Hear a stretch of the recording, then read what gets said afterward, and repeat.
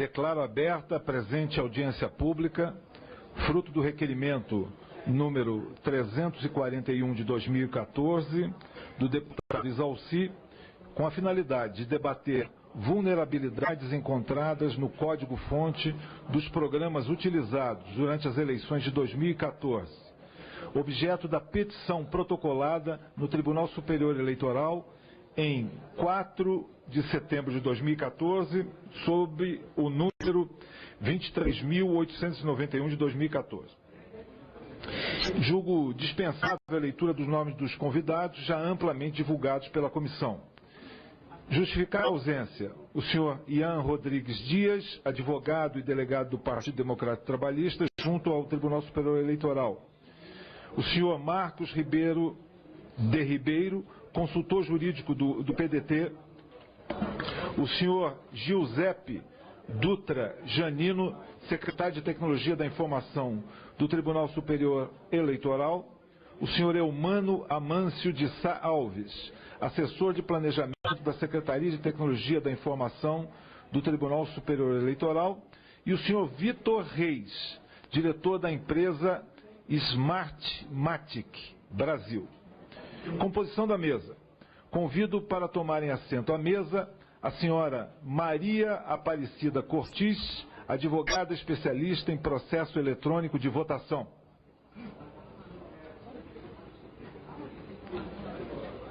Tenha bondade. Tudo bem?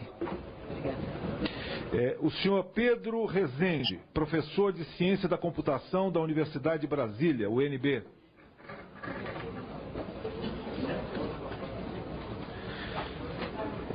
Tudo bem, mestre Pedro? Tudo bem, você conseguiu? Tem um outro problema com o termo de... Tá. Sim, nós já entendemos. Tá bom. Tá comigo. O senhor Gabriel Gaspar, graduado em Ciência da Computação pela Universidade de Brasília, UNB, e auditor junto ao Tribunal Superior Eleitoral.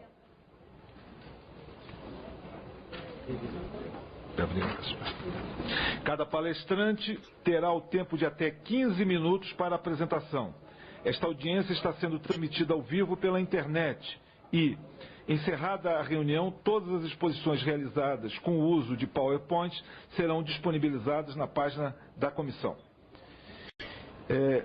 Então, antes de dar início, eu convido o deputado Exalci, autor do requerimento que motivou essa audiência pública, a coordenar os trabalhos.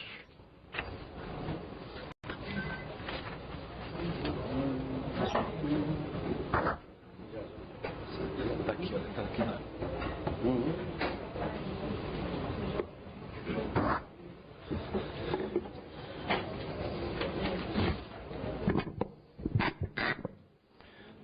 Antes de passar a palavra para o primeiro expositor, eu quero ler aqui o ofício encaminhado pelo Tribunal Superior Eleitoral. Tribunal Superior Eleitoral, ofício 6.017 de 2014, Brasília, 15 de dezembro de 2014. A Sua Excelência, o senhor deputado Henrique Eduardo Alves, presidente da Câmara dos Deputados, Brasília, Distrito Federal. Assunto: ofício número 404 de 2014, da CCTI-CI-P. Senhor presidente, cumprimentando Vossa Excelência, agradeço o convite feito ao Tribunal Superior Eleitoral para participar da audiência pública que, abre aspas, vulnerabilidades encontradas no código-fonte dos programas utilizados durante a eleição de 2014, objeto da petição protocolada na TSE em 4 de 9 de 2014, sob o número 2.891 de 2014, fecha aspas, conforme o requerimento 341 de 2014 do deputado Exalci, PSDB do Distrito Federal. Informa a Vossa Excelência que não será possível a participação dos servidores Giuseppe Dutra Janino e Eumano Amâncio de Sá Alves na audiência em virtude de comporem o grupo técnico designado para acompanhar a realização da auditoria especial para verificação do resultado das eleições de 2014 solicitada pelo Partido da Social Democracia do Brasil, PSDB. Quanto à petição citada no requerimento número 341 de 2014, para justificar a realização da audiência e a alegação de que páginas do parecer técnico foram extraviadas no processo, encaminha a Vossa Excelência cópia da resposta exarada nos autos e encaminhada ao representante do PDT, Dr. Ian Rodrigues Dias, conforme comprovante anexo. Informa ainda que não é de interesse desse tribunal obscurecer qualquer procedimento de fiscalização de software ou hardware utilizado nas eleições, estando feito disponível para consulta no gabinete da presidência. É importante destacar que durante os 18 anos que sucederam à informatização do voto, a Justiça Eleitoral sempre se pautou pelos critérios de segurança e da garantia do sigilo do voto. E no dia 17 de outubro de 2014, conforme exposto no artigo 66 da Lei 9.504/97, todos os sistemas foram assinados e lacrados na presença de representantes do Ministério Público Eleitoral, Ordem dos Advogados do Brasil e de todos os partidos políticos. Ressalto que não houve petição de impugnação. Dessa forma, tendo em vista a importância do tema e a responsabilidade da Justiça Eleitoral em prestar todas as informações necessárias para esclarecer dúvidas do sistema de votação utilizado no Brasil, convido Vossa Excelência a compor um grupo de parlamentares para uma visita técnica ao TSE, onde serão apresentados todos os sistemas utilizados nas eleições. A data poderá ser agendada junto à presidência do Tribunal de acordo com a conveniência de Vossa Excelência. Atenciosamente, Ministro Dias Toffoli, Presidente. Com cópia para o deputado Ricardo Trípoli, Presidente da Comissão de Ciência, Tecnologia, Comunicação e Informática. Ofício CD, PR Henrique Alves, convite à audiência pública. Esse, então, é o requerimento, o ofício encaminhado pelo TSE. Eu não vi ainda, vou pedir cópia do documento questionado pelo Ian Rodrigues Dias, advogado do PDT, junto ao TSE. Parece-me que foi acompanhado deste ofício para ao presidente Henrique Eduardo Alves. Bem, feitos os esclarecimentos, então eu passo a palavra à advogada Maria Aparecida Cortes para a sua apresentação.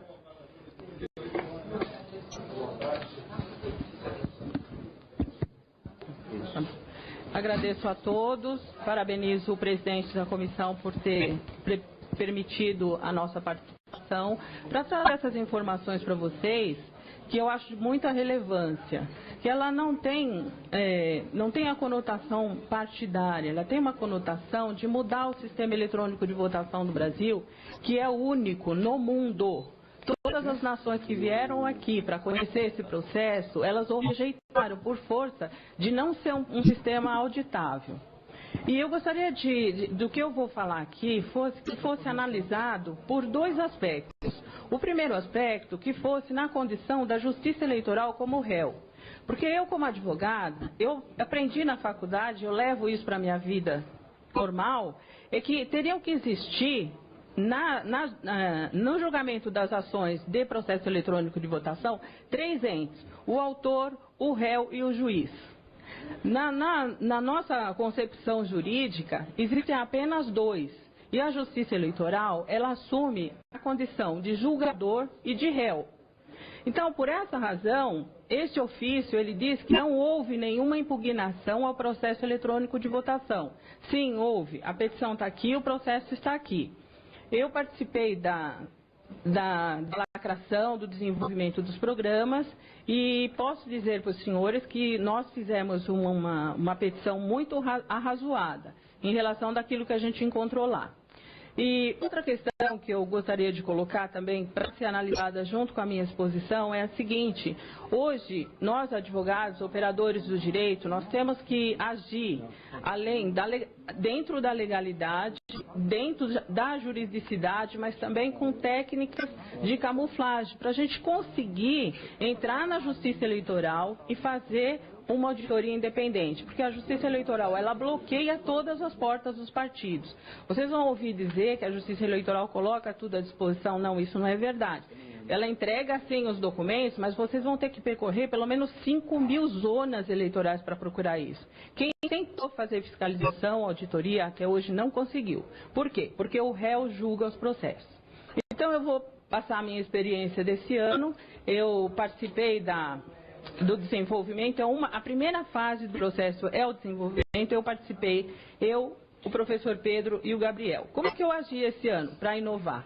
Eu pedi ao professor Pedro que ele me arrumasse um aluno que fosse o protótipo do professor Diego Aranha, que foi o professor que conseguiu provar que o processo eletrônico não obedecia ao princípio do sigilo do voto.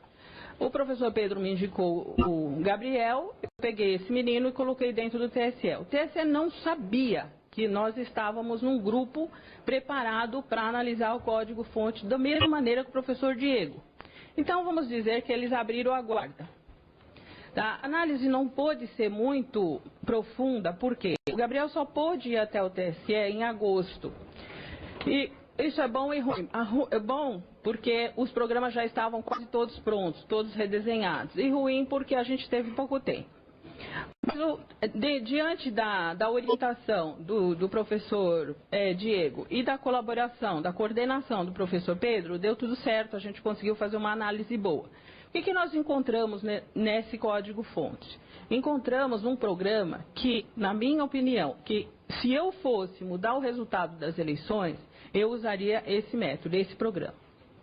Ele se chama Inserator e, pior, ele faz parte do SIS, que é o Sistema de Segurança do Processo Eletrônico de Votação.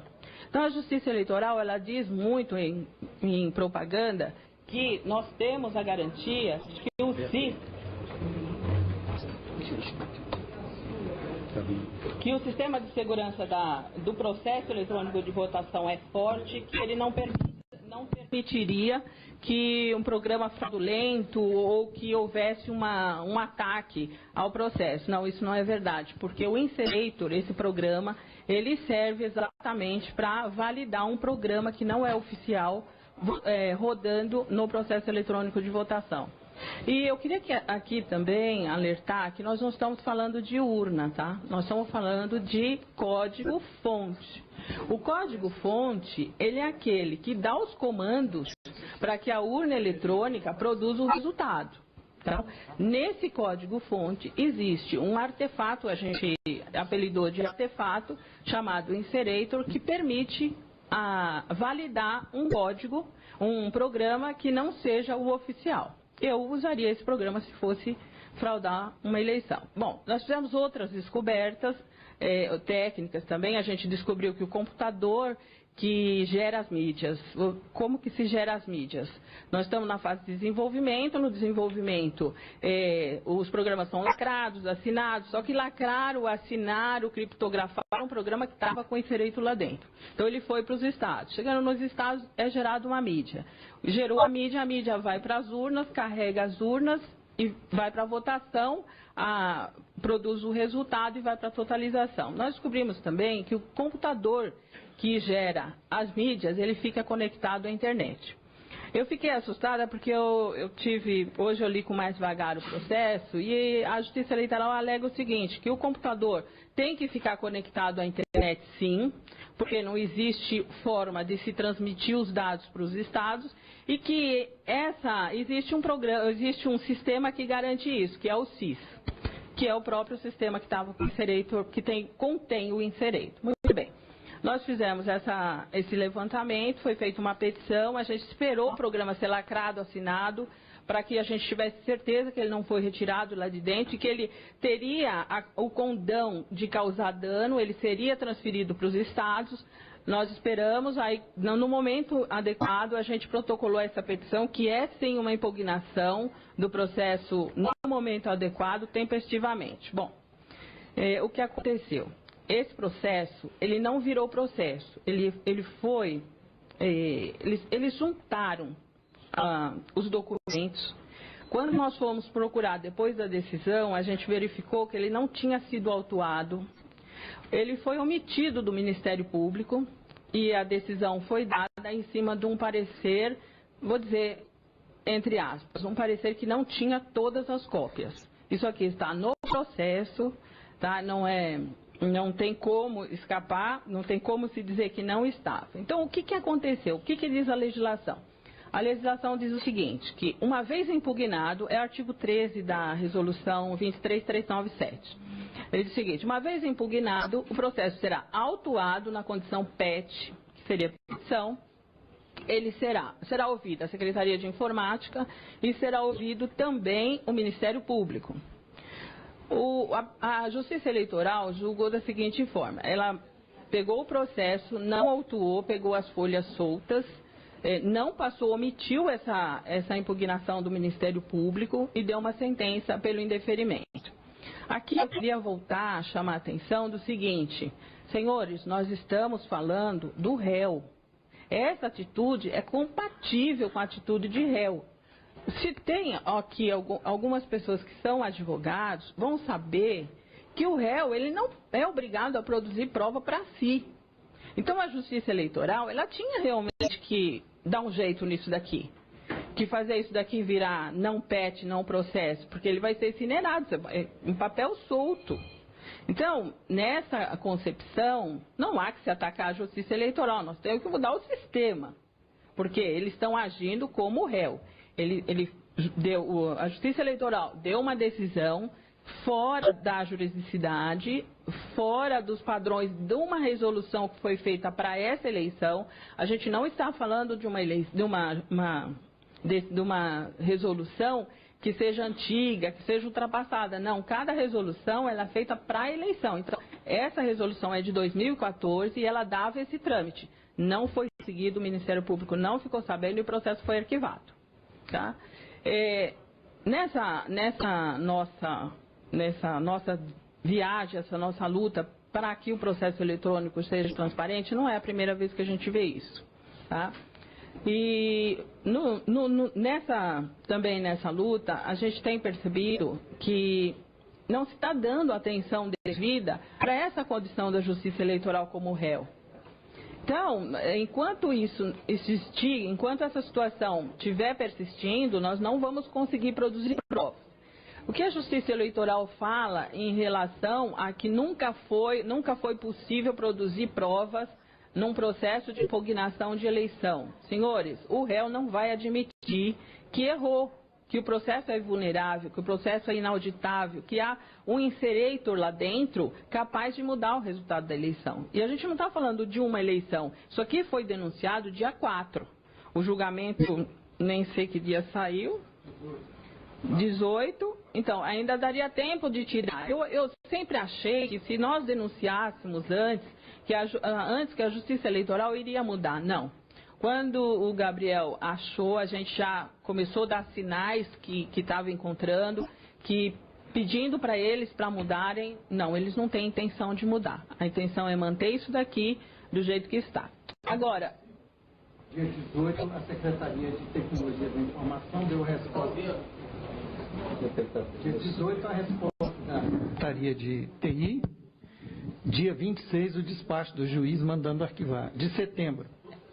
Eu gostaria de falar assim mais tecnicamente em relação a que esse inserator, esse programa que é capaz de mudar, ele é capaz de aceitar um programa diferente rodando nas urnas. Vocês têm que lembrar que a Justiça Eleitoral diz o seguinte: a urna ela não aceita um programa se não for assinado. Quantas vezes a gente vê o ministro levantando um CD no dia da lacração, ele levanta, olha, o que não estiver aqui não roda nas urnas. Não é verdade. Vou mostrar para vocês uma transparência que eu fiz uma auditoria nas eleições de 2010 na cidade de Londrina e rodou um programa que não tinha sido assinado, compatível com a utilização do inserator.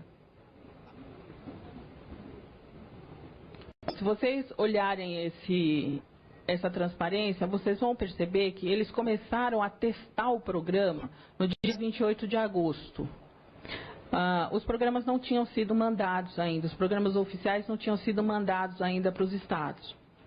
Eles ainda estavam em desenvolvimento no TSE. Só que já estava se tentando adaptar esse programa não oficial para as urnas. E aí acontecia mesmo que a Justiça Eleitoral diz, a urna rejeitava. Isso aí nós estamos na fase de carga das urnas. O programa já tinha sido colocado na mídia que ia carregar as urnas. E ele rejeitava, caía o sistema, caía. Eles foram tentando até 2 dias antes da fase de carga das urnas, onde os partidos, o Ministério Público, os juízes eles estavam presentes. E eles conseguiram. Tem um determinado momento que vocês vão perceber, dia 24/9, que foi a carga, que o programa roda, mas com aviso que era um programa não oficial. Ele dizia incompatibilidade. Então, eu vou dizer para vocês, essa situação não é de agora e o Inserator, ele serviu, na minha opinião, para que se pudesse inserir esse programa não oficial nas urnas de Londrina. Agora eu pergunto, eu avisei isso, eu fiz petição, lógico que foi arquivada pelo mesmo motivo que esse daqui, porque o réu diz que fez uma perícia. Fez uma perícia, mas eu sou autor, eu não participei, eu não fui convidada para participar dessa perícia. Todas as perícias que caso viessem a nos chamar, nós estaríamos prontos, porque nós conhecemos bastante o processo. Nós não fomos chamados. E essa perícia detectou que não teria nenhum problema, mas é uma perícia oculta que só teve participação o próprio réu. E quem julgou? O próprio réu, e o réu disse que esse processo, que a minha impugnação não tinha procedência e arquivou o processo. E eu queria, assim, já para finalizar, mostrar mais uma coisa para vocês. Na condição de réu também, a Justiça Eleitoral, ela compra laudos. E é natural. Todos aqui que somos advogados, a gente já preparou petição inicial ou petição de contestação com laudo. Laudo de grandes empresas, de grandes instituições, para que aquelas instituições dissessem que a nossa tese era verdadeira. Não que ela seja mentirosa, mas ela chama para si alguns aspectos que são de interesse do cliente. Só que nós levamos isso para o juiz e o juiz indica um assistente, um perito dele, que vai decidir a causa, para um ou para outro laudo. Só que a Justiça Eleitoral, como é que ela faz? Ela própria produz a prova, ninguém sabe o que ela mandou para ser analisado, ninguém tem controle do que ela pediu, dos documentos que ela assinou, que a instituição ou o técnico assinou para poder fazer aquele laudo, e ela gasta fortunas com uma propaganda dizendo, não, olha, fulana disse que a urna, né? Normalmente ela fala a urna, ela esquece de falar da fase de desenvolvimento, da internet que está ligado, que ela manda os dados pela internet, recebe os dados pela internet, que qualquer um pode capturar, ela fala a urna é robusta. Então, senhores, eu aqui, já encerrando a minha fala, eu queria colocar que enquanto nós tivermos essa situação, nós não vamos conseguir provar nada, mesmo que a gente indique que existe sim um programa na urna que é vulnerável, que um programa que pode alterar o resultado, o juiz não vai aceitar e os colegas ainda vão ter que enfrentar o seguinte, técnicas jurídicas legais de camuflagem agora. Por quê? Para que nós possamos fazer auditoria para determinados clientes, trabalhar, poder fazer fiscalização, nós temos que driblar a Justiça Eleitoral. Muito obrigada.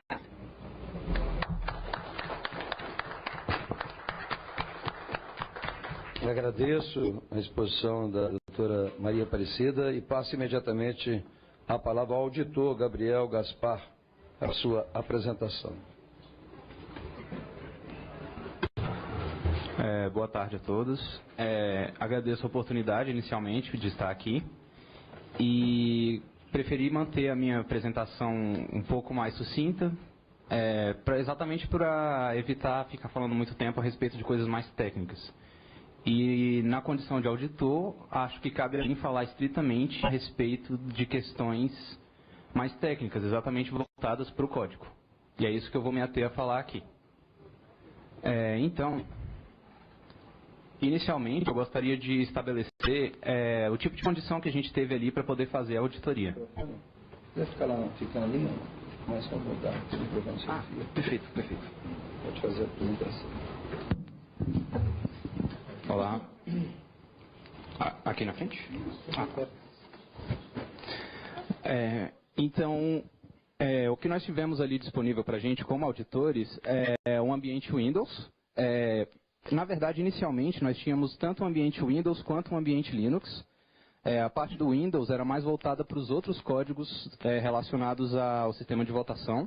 e a parte do Linux era estritamente para a porção relacionada ao código que vai na urna eletrônica. Mas posteriormente foi tudo unificado em um ambiente Windows apenas.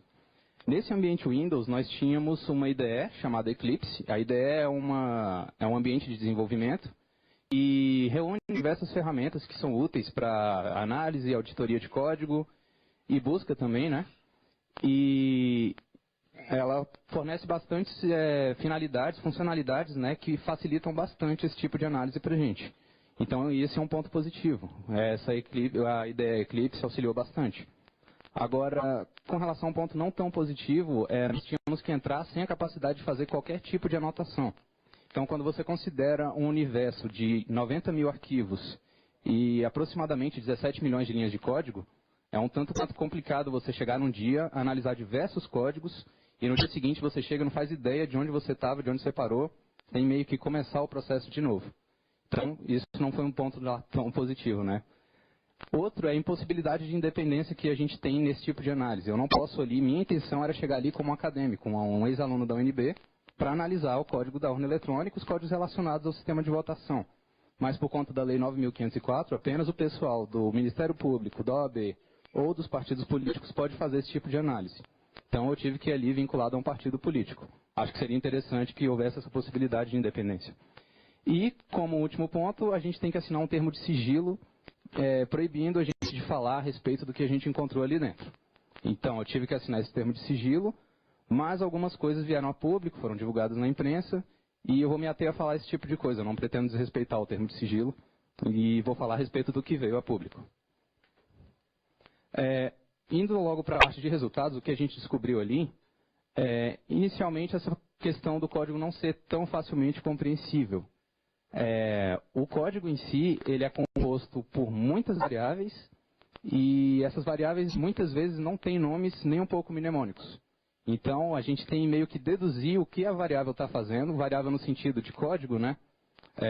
O que a variável está fazendo, o que aquele trecho de código específico está fazendo, e muitas vezes os próprios arquivos de código em si não induzem nenhum tipo de ideia do que eles estão fazendo ali dentro.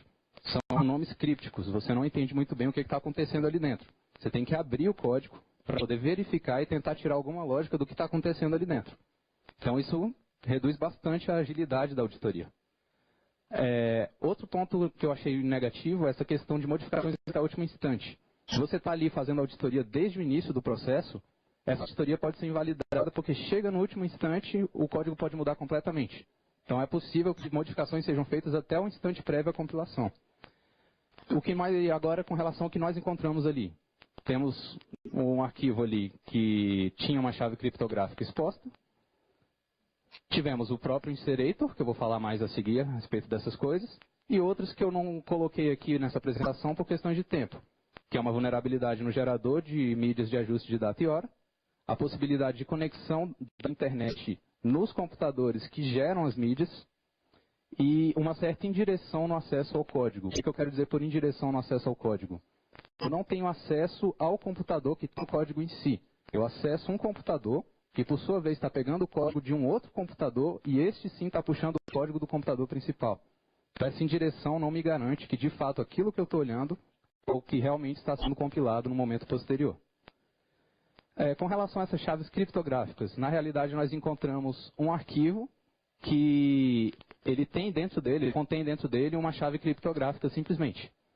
E essa chave criptográfica, ela era usada, o intuito dessa chave criptográfica é exatamente evitar o ataque de Princeton. Ele recebe esse nome porque ele foi demonstrado por uma equipe da Universidade de Princeton e, basicamente, ele possibilita que seja executado algum código arbitrário dentro da urna eletrônica. Vale destacar que o ataque de Princeton foi demonstrado em urnas da mesma fabricante das urnas que nós usamos aqui no Brasil. E essa chave, devido ao fato de a chave estar exposta no código, qualquer um que tenha conhecimento dessa chave, como qualquer pessoa que teve acesso ao código, inclusive os auditores, pode vir a viabilizar um ataque de Princeton posteriormente. Agora, um problema que eu acho maior ainda do que ter isso no código é o fato de isso já ter sido avisado. Na verdade, não fui eu que descobri essa história do código da chave exposta, foi o professor Diego Aranha nos testes de 2012. Ele já tinha descoberto isso e já havia relatado esse tipo de coisa. Isso em 2012, e aparentemente nada foi feito a respeito. Agora, com relação ao Inserator em si, que acho que é o principal aqui que a gente está falando. O que é o Inserator? O que viria a ser esse Inserator? Ele é um programa pertencente ao projeto SIS. O projeto SIS, ele é o subsistema de segurança usado pelo TSE para poder possibilitar que outros programas sejam instalados em computadores. Então, ele é a base de tudo, ele é o que vai antes de qualquer outro programa do TSE. Ele faz a verificação do ambiente e verifica se tudo pode ser instalado ali. O Inserator, então, faz parte desse programa, mais especificamente do módulo de assinaturas. Então, isso leva a crer que o Inserator é usado como uma ferramenta para poder possibilitar a assinatura de programas que seriam oficializados. Ele é independente também, independente no sentido de que ele não é uma biblioteca que é incluída por outros programas. Ele é um programa independente por si só.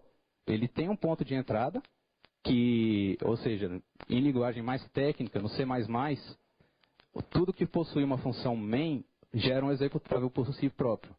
Ele possui esse executável, ele possui essa função main, então ele é capaz de gerar um executável por si próprio e pode ser executado via linha de comando pelo operador dele. Ele faz uso de uma classe chamada minica.cpp, que eu já vou entrar nela em instantes. E essa classe minica.cpp, ela funciona como uma mini autoridade certificadora. Ela fornece uma senha constante fixa para que o Inserator possa fazer uso das chaves criptográficas que vai poder acessar. Ele vai usar essa senha fixa para poder cifrar chaves. Eu já explico isso mais adiante. O que ele faz? Ele gera um script SQL para inserção de chaves em um banco de dados. Então, basicamente, ele acessa uma chave criptográfica usada para a assinatura, cifra essa chave criptográfica, guarda essa chave em um script SQL, e esse script SQL, mediante execução, joga essa chave cifrada dentro de um banco de dados. De acordo com a resposta que eu recebi do pessoal da STI, o Inserator não se encontra mais em uso. Ele era usado até 2004 exatamente para finalidades de certificação. E a partir de então, de acordo com a STI, ele parou de ser usado. Agora, como ele funciona? Você simplesmente aponta para ele uma chave pela linha de comando, um arquivo referente a uma chave criptográfica na linha de comando. Ele cifra essa chave com a senha da minica, nessa classe minica, que é uma senha constante, fixa. Quem tem acesso ao código da minica, como os auditores e qualquer técnico que tem acesso ao código, sabe qual é essa senha, eu sei qual é a senha. E insere essas chaves em um script SQL cifrado e salva esse script em um arquivo para que esse arquivo possa ser executado posteriormente e a chave, então, seja inserida no banco de dados. Por que, então, isso é tão vulnerável? Por que ele vulnerabiliza tanto? Primeiro, ele está na parte de assinatura do subsistema SIS. Então, o subsistema de assinatura no módulo SIS leva a crer que isso tudo é usado para autenticar programas. Então, se é uma assinatura, ele está autenticando o programa, está indicando que aquele programa é oficial. Se eu tenho acesso aos arquivos gerados por uma senha fraca, e sabendo a senha, tem como eu pegar essa chave, decifrar a chave, e de posse da chave eu posso pegar um programa meu e colocar ele e assinar esse programa, e ele vai se passar no sistema como sendo oficial. Outro problema que o Inserator traz é essa questão da dispersão das chaves. Ele cifra a chave com uma senha fraca, salva essa chave em um arquivo que fica em alguma parte do sistema de diretórios e manda essa chave depois, mediante execução, para o banco de dados. Agora, como ele está distribuindo essa chave tanto em um arquivo quanto no banco de dados, então são vários pontos em que eu posso acessar essa chave e obtê-la por meio do conhecimento da senha fraca que está cifrando ela. Ou seja, eu não preciso ter acesso ao banco de dados, basta acessar o script. Se eu tenho acesso ao script, eu consigo recuperar a chave.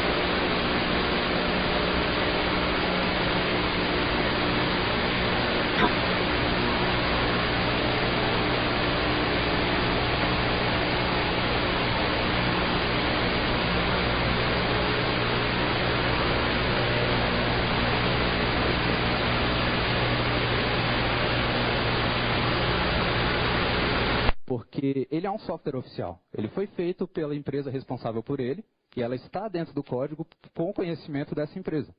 Então, ele não está ali em caráter pirata, ele está ali em caráter oficial, mas o propósito dele é desconhecido. Bem, e foi basicamente isso com relação ao Inserator, foi isso que eu pude colocar aqui. Os outros vulnerabilidades eu preferi me abster por questão de tempo. Agora, fiquem à vontade para perguntar, caso tenha alguma dúvida. Obrigado. Agradeço a exposição de Gabriel Gaspar e passo imediatamente a palavra ao professor Pedro Rezende para a sua apresentação.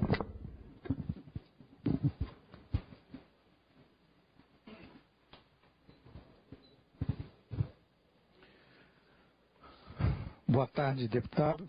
Boa tarde, senhoras e senhores. Agradeço a oportunidade de estar aqui com vocês, participando dessa audiência. Vou retomar onde a advogada pincelou a respeito do processo de votação brasileiro e chamando a atenção, mesmo sem um apontador aqui, de que o sistema de segurança, subsistema de instalação e segurança, onde foi encontrado o Inserator, é um sistema desenvolvido por uma empresa que foi inicialmente contratada sem licitação, que teve 7 aditivos ao contrato firmados ao longo desses anos, e só foi participar de uma licitação em 2008, depois de várias impugnações ao resultado da licitação, onde ela havia perdido a concorrência, ela acabou sendo premiada com mais uma renovação de contrato. Não conhecemos, já vasculhei várias vezes as bases de dados do TSE a respeito, não conhecemos nenhum relatório de acompanhamento ou fiscalização desse contrato dessa empresa de segurança terceirizada, okay, que desenvolve o SIS. Então, o que eu queria explicar rapidamente é como seria possível uma leitura política de questões técnicas que são meio obscuras para o leigo a respeito do nosso processo de votação. Nós estamos, hoje em 2014, ocupando a posição de ser o único país oficialmente democrático no mundo moderno que faz eleições informatizadas a manter um programa, um sistema de votação que utiliza tecnologia desenvolvida na década de 90. Isso não significa que o Brasil é o único país que tentou informatizar o processo de votação. Isso significa que o Brasil, mesmo não sendo pioneiro, foi o único país que se manteve com o mesmo modelo de tecnologia de votação da década de 90 até hoje. Todos os outros países que começaram junto com o Brasil, 2 deles antes, a Índia e a Holanda, e outros que tentaram depois informatizar seus processos de votação, em algum momento entre o final da década de 90 e o início da década de 2010, mudaram suas tecnologias de votação exatamente por causa dos problemas que vocês senhores viram expostos aqui nas 2 primeiras falas, referentes à concentração de poder tecnológico naquele que opera e, portanto, controla o processo de votação totalmente informatizado.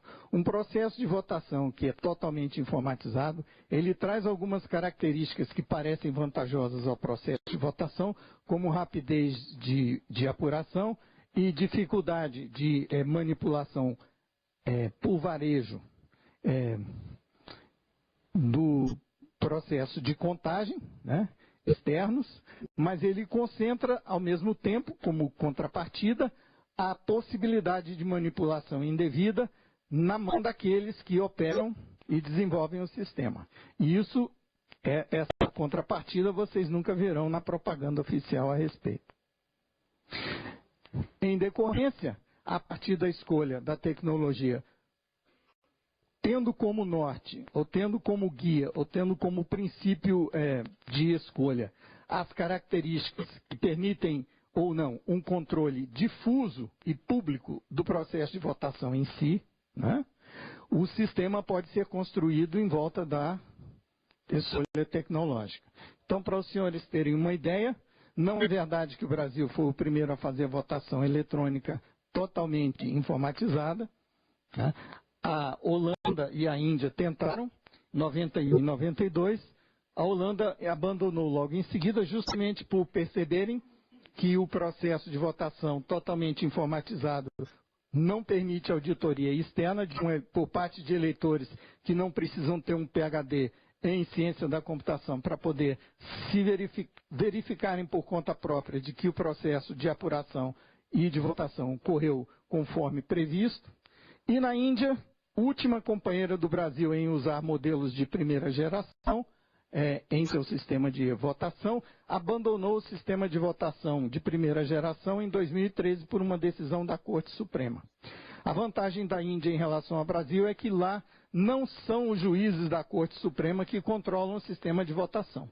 Então lá foi possível que a Corte Suprema declarasse numa sentença inconstitucional um sistema de votação que não permite recontagem e auditoria por parte de cidadãos comuns. Aqui temos exemplos de sistemas de segunda geração, como os adotados na Venezuela e no México no meio da década de 2000 e no Brasil por iniciativa de parlamentares a partir do escândalo do painel do Senado. Um projeto de lei que reintroduziria o voto impresso, transformando o nosso sistema de votação adaptado para gerar trilha de auditoria, né? Foi sepultado por um projeto de lei em 2003, que introduziu o tal do registro digital do voto, que o professor Diego Aranha mostrou em 2012 serve apenas para permitir a quebra do sigilo do voto, né? Ele não tem nenhuma utilidade técnica para auditoria ou fiscalização. A melhor comparação que eu conheço da alternativa que substituiu o voto impresso em 2003 no Brasil por uma equivalente eletrônico é a do professor Jorge Stolf, da Unicamp, que diz que o RDV permite o tipo de fiscalização que você faria em cima de notas fiscais, comparando uma nota fiscal com a sua xerox para ver se ela é autêntica ou não. Ninguém riu, né? Bem, isso é que temos hoje, um sistema de primeira geração, onde para atender a necessidade dos partidos que queiram fiscalizar, ou dos cidadãos que queiram fiscalizar, o que é oferecido é o equivalente a uma cópia xerox dos dados que foram computados eletronicamente.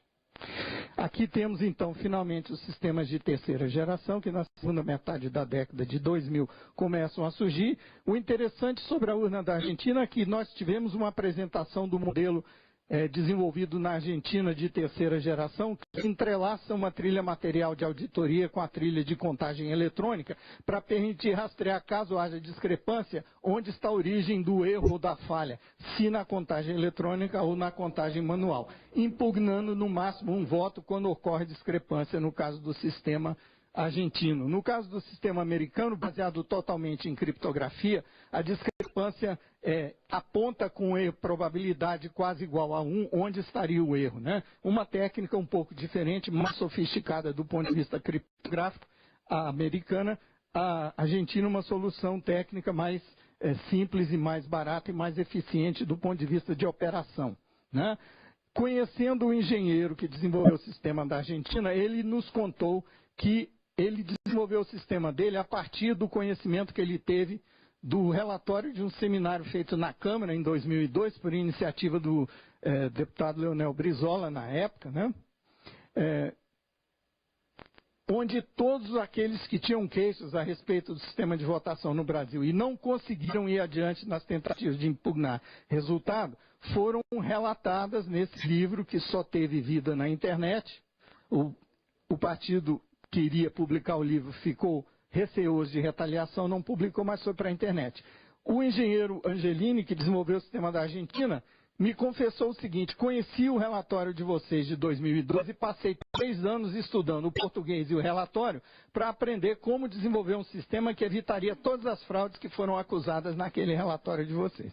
E o sistema que ele desenvolveu se classifica como um sistema de terceira geração. No Brasil, nós estamos indo e vindo por iniciativa do Legislativo, que é eventualmente derrubada por alguma manobra também legislativa ou, por fim, por manobra jurídica, no caso da DI 4543, que derrubou o artigo 5º da Lei 2.789, que teve origem nessa casa, do deputado Flávio Dino e Brizola Neto, né? É a primeira vez que eu venho numa audiência sobre votação eletrônica que eu vejo o auditório cheio, né? Isso, para mim, é um sinal de alento, porque nas vezes anteriores o que eu vi era o temor de deputados de mexerem com esse assunto e se verem castigados nas urnas, como aconteceu durante 3 legislaturas em seguida, com todos aqueles que tentaram fazer reforma legislativa nessa casa, tentando dar mais poder ao cidadão poder fiscalizar o processo, né?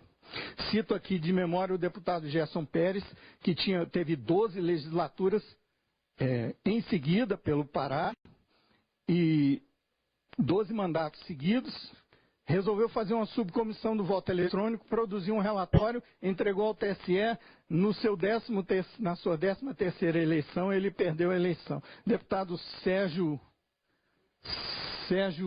de Minas, Sérgio Miranda, e por aí vai. Então é difícil atacar o problema, porque estamos diante de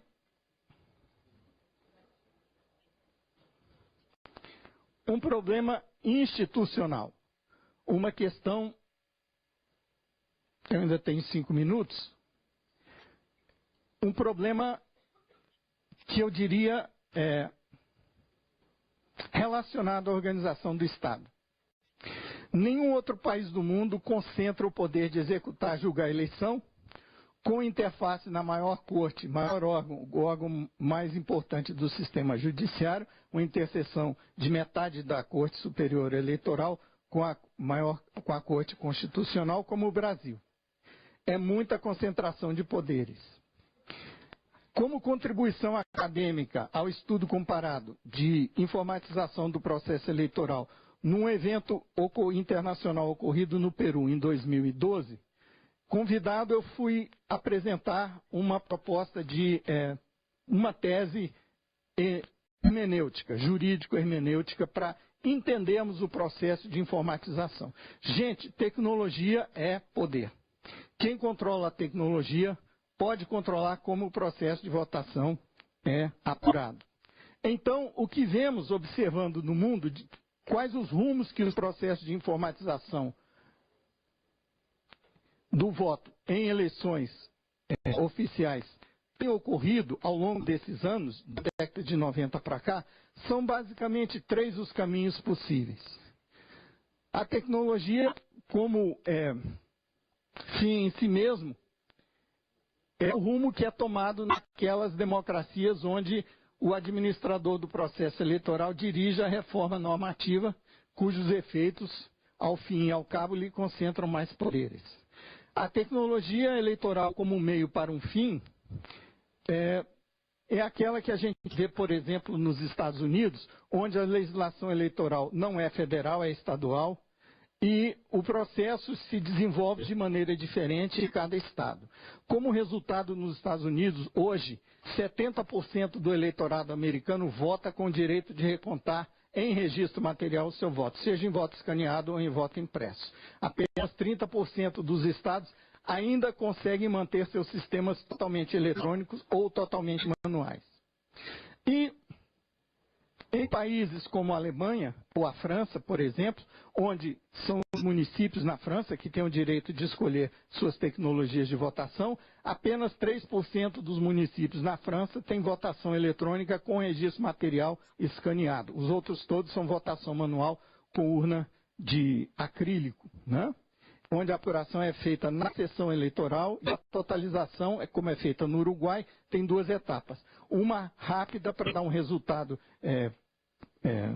inicial, quando não há muita paridade entre candidatos, e uma apuração definitiva oficial, com todos os cuidados de rastrear a fiscalização do processo de apuração a partir daí. A transmissão para votação rápida é feita de forma eletrônica, mas a validação do que foi totalizado numa primeira etapa, para divulgação dos resultados imediatos, é feita ao longo de uma semana em que o resultado é validado pelo rastreamento da transmissão dos boletins de urna. Assim é feito no Uruguai e na França, com apuração na sessão eleitoral. A infelicidade nossa é que nós somos adestrados pela propaganda eleitoral a entendermos votação como videogame, e o eleitor agora não se vê mais no papel de fiscal do processo de votação. Isso é um desserviço, porque a democracia perde com isso. O eleitor deve participar da fiscalização, porque não há tecnologia que torne o processo de votação seguro se o eleitor não estiver disposto a participar do processo de votação. Não há mágica em tecnologia para resolver esse problema.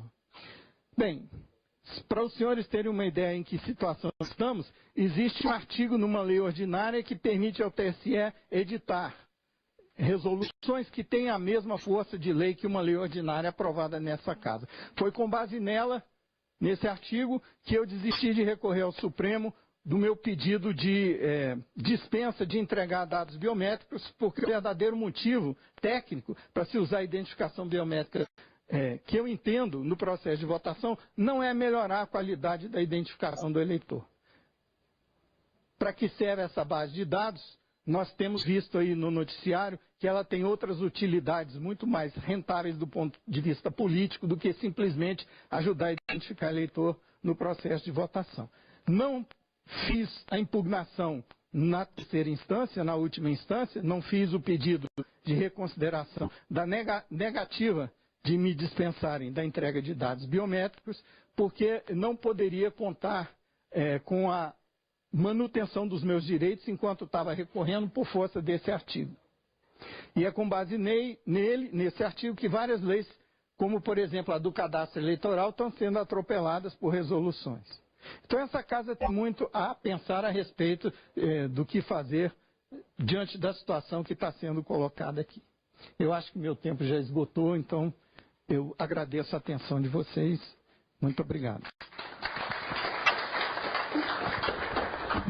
Agradeço a exposição do senhor Pedro Rezende e, na ausência de alguns convidados, eu vou conceder 5 minutos para o professor Hermes Rodrigues Neri, do Movimento Legislação e Vida, antes de passar para os deputados. Excelentíssimo senhor deputado Isalci, autor do requerimento desta audiência pública, ao que parabenizo pela iniciativa relevantíssima no momento em que vivemos. Demais membros da mesa e aqui presentes, a minha abordagem aqui nesta complexa questão será de natureza política. Numa breve fala de aqui de 5 minutos, ao que agradeço ao deputado pela oportunidade de participação. Esta Casa de Leis é a instância adequada para os questionamentos aqui apresentados. Viemos aqui, caro deputado, solicitar, sim, a abertura de uma CPI, primeiro um grupo de trabalho para aprofundar, para que investigue, e uma CPI, posteriormente, para fazer as devidas investigações sobre a empresa Smartmatic. Aliás, eu queria perguntar ao nobre deputado se confirma a ausência do representante do TSE e da empresa aqui nesta audiência pública. Os demais membros não são representantes. Então, a gente realmente lamenta que não estejam aqui presentes representantes do TSE e representantes da empresa Smartmatic nesta importante audiência pública. Caros deputados, são muitos os questionamentos, inclusive fora do país, e se as respostas não forem devidamente esclarecidas, o que está em jogo em meio a tudo isso é a nossa democracia e a própria soberania nacional. Ainda no final do dia 26 de outubro, com o término da votação do segundo turno presidencial, e à espera de 3 horas, em que apenas alguns técnicos do TSE tiveram o privilégio de operacionalizar a apuração secreta. A indignação da população, inicialmente pelas redes sociais, tomou conta das ruas, onde ocorreram várias manifestações nas semanas seguintes, cujas reivindicações expusemos no Manifesto pela Democracia, entre as reivindicações, o pedido de auditoria das urnas eletrônicas, especialmente do envolvimento da empresa Smartmatic com o TSE. Cabe lembrar que o voto é secreto, não a apuração. São vários os questionamentos feitos à referida empresa. Há informações de que está sendo investigado nos Estados Unidos, nas Filipinas e em outros países que merecem sim serem aclarados, com uma investigação séria, pois o próprio ministro do STF, Gilmar Mendes, disse que, sim, devemos dar a devida atenção a esses questionamentos feitos, cujos indícios de fraudes pipocaram por toda parte. E, como bem dissemos no manifesto, a própria apuração secreta no TSE, por si só, já é uma fraude, né? Invalidando a lisura e a transparência das eleições, independentemente de fraudes pontuais que a tenham acompanhado. Principalmente porque uma nação não pode abdicar do direito à transparência eleitoral. Não devemos considerar o pedido de esclarecimento, como bem disse o ministro Gilmar Mendes, uma ofensa às instituições ou um atentado à democracia. Nada disso, senhor deputado. Devemos estar preparados para prestar essas informações, até porque estamos a falar de algo elementar, qual seja, da legitimação democrática. E aqui, como cidadão brasileiro, representando o movimento Legislação em Vida, requeiro a esta Casa Legislativa que proceda dentro da constitucionalidade para que esse tema seja objeto, sim, de discussão, pois quis o STF, com a DI 4543, refutar de vez esse direito, por exemplo, o direito do leitor ao voto impresso. Quero lembrar que a falta de uma comprovação física do voto e a possibilidade de falhas nas urnas eletrônicas, além de fraudes, foram problemas apontados por especialistas em segurança digital, ouvidos em audiência pública, promovida em 2013 pela Comissão de Ciência, Tecnologia, Inovação, Comunicação e Informática do Senado. Por isso, pleiteamos, sim, também o direito ao voto impresso, para que a lisura e a transparência do pleito seja realmente efetiva e que cessem de vez as suspeitas que hoje pairam no ar. Por isso, o pedido de uma CPI se justifica, evidentemente, no início da próxima legislatura, cuja farta documentação a respeito deixamos a Vossa Excelência para a acurada análise. Agora eu quero ainda, nos 2 minutos que me faltam, tratar de uma outra questão que apenas vamos indicar a título de registro, que merece reflexão. O fato é que nos chegam informações, caro deputado, por exemplo, como a do engenheiro Christopher Belo Ruiz, de que a empresa Smartmatic, diz ele, utiliza uma rede conectada a Cuba para manipular, por exemplo, as eleições em 2013 na Venezuela. Inclusive a empresa tem estabelecimento lá também.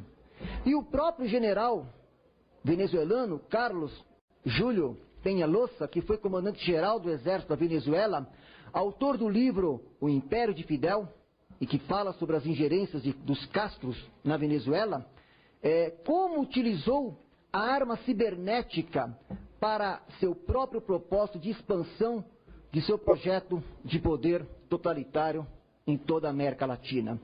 Em artigo publicado no jornal Mídia Sem Máscara, conta que a Smartmatic, essa que o TSE contratou para operacionalizar o pleito de 2014, diz o general venezuelano Peñalosa, que a Smartmatic, fundada por 4 inteligentes engenheiros venezuelanos recém-graduados, é uma espécie, segundo ele, de cavalo de Troia, diz ele, desenhado pelo G2 cubano para controlar as eleições venezuelanas, cujo objetivo é perpetuar um governo comunista por trás de uma máscara democrática na Venezuela.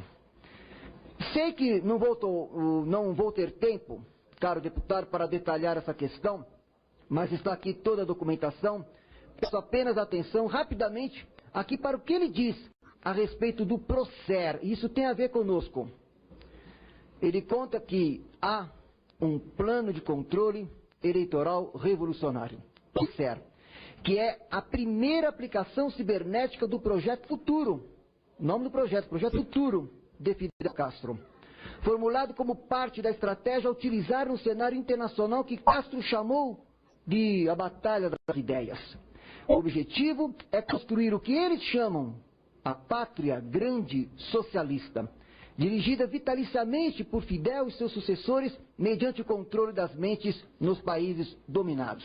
E mais, o plano Procer foi desenvolvido no máximo segredo por um seleto grupo dos mais brilhantes professores e alunos da Universidade de Ciências Informáticas, UCI, de Cuba, em conjunção com o G2, seu objetivo foi controlar o sistema eleitoral venezuelano desde Havana. E isso pode ter sido feito também no Brasil em 2014, e que o plano Prócer para a Venezuela complementa a política de infiltração de agentes e guerrilheiros que Fidel manteve desde que chegou ao poder em 1959. Constitui o passo decisivo que permitirá aos irmãos Castro dominar não só a Venezuela, mas o Brasil e todos os países integrantes do Fórum de São Paulo, que tem o PT como partido estratégico nesse sentido de implantação de um projeto totalitário de poder em toda a América Latina. Conta ainda, para encerrar, caro deputado, o general, que aqui falamos, que a arma cibernética tem como objetivo a penetração dos sistemas informáticos de alguns países vizinhos através de seus sistemas de comunicações. Essa estratégia permitiria obter informação classificada e eventualmente controlar os países escolhidos em conjunção com os agentes cubanos infiltrados em seu seio e seus colaboradores. Depois do colapso soviético, essa ideia permaneceu congelada por longo tempo, por falta de recursos, mas a chegada de Chávez ao poder em 99 permitiu a Fidel contar com o financiamento adequado para desenvolvê-la e, naquela ocasião, portanto, o Prócer estava pronto. Para concluir, esse ponto que nós estamos trazendo aqui, para executar o plano Prócer, entrou em cena a Smartmatic. E o general narra em detalhes como tudo isso aconteceu. E que o meu tempo é exíguo nesse momento, mas que eu gostaria de deixar aqui registrado que requer essa Casa Legislativa tomar conhecimento dessas ligações e averiguar tudo isso, inclusive para realmente esclarecer tudo isso, pois, caro deputado Isalci e todos aqui presentes, o que está em jogo, em meio a tudo isso, é a nossa democracia e a própria soberania nacional. Tenho, como disse, aqui farta documentação que deixarei ao deputado Isalci, sugerindo, deputado, que se forme um grupo de trabalho para o aprofundamento dessa questão e até mesmo, como disse no início, uma CPI para investigar no começo da próxima legislatura a fundo essa relevante questão pelo bem do Brasil. Que a Casa tenha coragem de iniciar a verdadeira reforma política com a alteração da legislação eleitoral, instituindo o voto impresso. Muito obrigado pela oportunidade de participar desta audiência pública.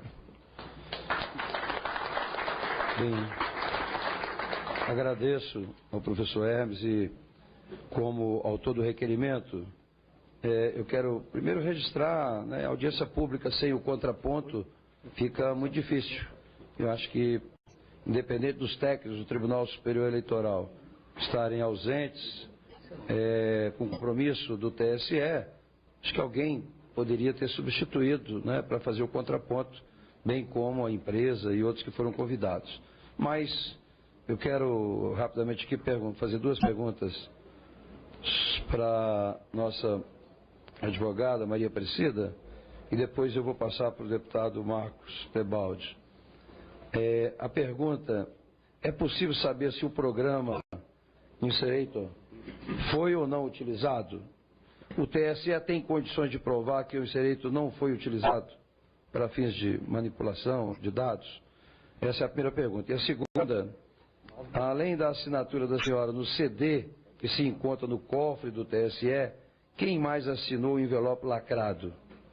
A senhora poderá estar presente no momento que este envelope com o CD for aberto para fins de auditoria que será realizado pelo PSDB? Essas são as duas indagações que faço. E mais lamentar, a ausência dos demais convidados. E antes de passar para a advogada, eu passo para o deputado inscrito, deputado Marcos Tebaldi.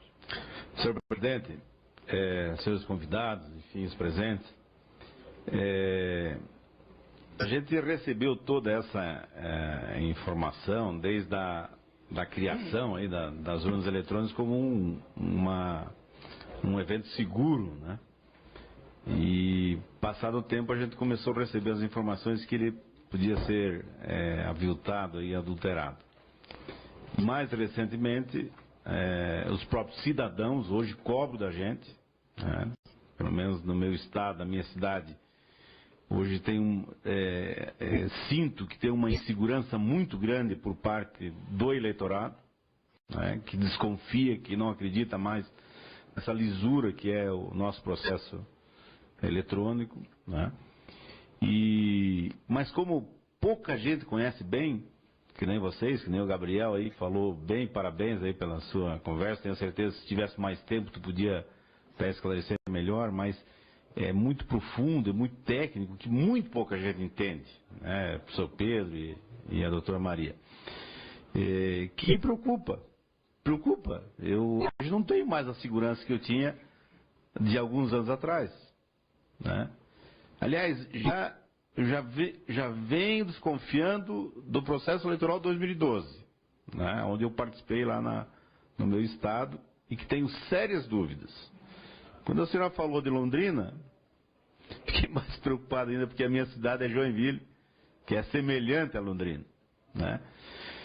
E agora, acompanhando essas eleições e pelo processo da internet e tal, da divulgação, quando um professor da USP de São Paulo, uns 15 ou 20 dias antes da eleição, ele alertou que poderia existir as fraudes, que as urnas poderiam estar contaminadas, né? E agora todos esses relatos aí, a gente fica meio que, né, e não acreditando muito, mas que pode acontecer, né? Pela inserção desse programa, né, dentro do sistema. E eu não sei o que dizer assim, eu perguntar, tem possibilidade da gente ter uma saída para isso? O voto impresso seria talvez o processo seguro para se ter uma auditoria e pelo menos se fazer depois uma avaliação, né, pegar algumas urnas e fazer essa auditoria? Enfim, o que nós poderíamos fazer para frente, né? Então me preocupa muito isso, ao mesmo tempo que eu quero parabenizar a Exalci e dizer, Exalci, assuma a bandeira. É importante que o eleitorado, olha, você não imagina, se fizer uma pesquisa hoje, não sei se mais da metade do eleitorado já tem desconfiança nas nossas urnas. Mais da metade, né? E cada vez que a gente se aprofunda um pouco mais, ouvindo vocês, que entendem, que conhecem, que são especialistas, a gente fica com essa dúvida ainda maior. Então, queria me aliar a você, Exalci, que, né, por isso que estou aqui hoje, por essa preocupação também que tenho, que você assumisse isso, estou junto também para a gente trabalhar junto com os demais técnicos aí, a gente poder chegar num caminho quer dizer, ter uma saída para isso, que a gente possa dar uma segurança aí para os nossos eleitores. Muita gente tem dito o seguinte, não vou mais votar, porque não sei se o meu voto vale. O que eu vou votar? Aliás, a abstenção foi muito grande. Nós tivemos lá em Joinville mais de 15% de pessoas que não foram votar. Foram os votos brancos, nulos e abstenção. E quem votou em legenda para não votar em candidatos. Então quero parabenizar aí o deputado, parabenizar vocês aí. E queria fazer uma pergunta aí se tem uma saída. Essa saída seria esse voto impresso, ou se a gente tem ainda, teria condições aí de fazer o réu refletir um pouco, né, que é o TSE, né, de poder permitir que você faça essa auditoria que nós queremos, mas enfim, esse processo que vocês tentaram fazer. Eu vou passar a palavra para a professora Maria Aparecida para responder essas perguntas que fizemos e depois, fugindo um pouco do regimento, eu vou abrir três pessoas falarem, perguntarem ou até fazer o contraponto se tem alguém tecnicamente para isso. Então eu vou passar para a professora Maria. Isso, as duas, as três. De informar para o senhor que o voto impresso seria sim uma saída para a nossa situação. Por quê? Seriam dois sistemas operando ao mesmo tempo e se houvesse a fraude, ela teria que compatibilizar os dois. Então ela dificultaria muito. Tá? E na situação que nós estamos, a gente não tem controle nenhum do processo eletrônico. Certo? Então, para nós do CEMIN seria, sim, importante que se implantasse o voto impresso. E eu gostaria aqui de fazer uma brincadeira, se o senhor me permite, com todo o respeito. O senhor disse que os eleitores não estão mais confiando na urna. Depende de quem fizer a pesquisa. Porque a pesquisa do TSE vem que 95% confia, mas é pesquisa de réu. Nós temos que estar atento a isso, tá? Então, eu vou passar agora a pergunta específica do Inserator, se é possível saber se o Inserator foi utilizado ou não. Eu já mostrei para vocês que há compatibilidade do caso de Londrina com o uso de um programa similar. Se não foi o Inserator, foi algo muito parecido. Esse programa, ele funciona da seguinte maneira, ele é feito por comando no teclado, ele não tinha que existir, que estar lá. Resumindo assim, trazendo para o mundo jurídico o que o Gabriel falou. Ele é um programa que foi para os estados para validar a assinatura. A assinatura é uma questão específica do TSE. Ele não poderia ter ido para os estados. Então, quando ele fala que vai criar um script, vai criar uma situação para que esse programa ele seja operacionalizado, para que ele vá para a urna e como programa oficial. Esse seria o script. Se ele foi usado com um comando não gerar nenhum log, não logar, que a gente fala, não registrar nos comandos da urna, ninguém mais pega. Vocês podem fazer a auditoria que quiser, coisa que eu duvido, porque eu duvido que a Justiça Eleitoral vai fazer prova contra si. Ela não é obrigada, a Constituição diz, o réu não é obrigado a fazer prova contra si. Então, vocês estão achando que vão fazer uma auditoria? Eu aqui, na minha experiência, acho que não vai sair essa auditoria. Mesmo porque, se houve o uso do Inserator e ele não logou, se ele não gerou um registro, ninguém pega nada. E como a situação é de início, é de origem, ele vai informando para todos os outros comandos que é para obedecer, tudo isso vai ficar limpo, gente. Não tem como pegar. Então, seria a única forma de se acabar com isso é o voto impresso, que ele teria incompatibilidade com um sistema totalmente eletrônico. Então, eu acho que a Justiça Eleitoral também não tem como fazer isso, saber se foi usado ou não, e ela também não vai se preocupar em provar que ela usou ou não, porque ela não vai fazer prova contra ela, tá? Eu acho que essa seria a resposta para essas duas questões. Eu não fiz essa, não.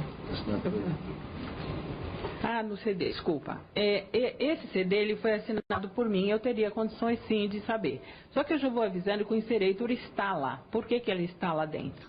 Porque nós esperamos o final da compilação e o final dos trabalhos. Então, o Inserator ele foi assinado para ser mandado para os estados no dia 2. Ele foi preparado, homologado e preparado no dia 2. E nós assinamos o CD no dia 4.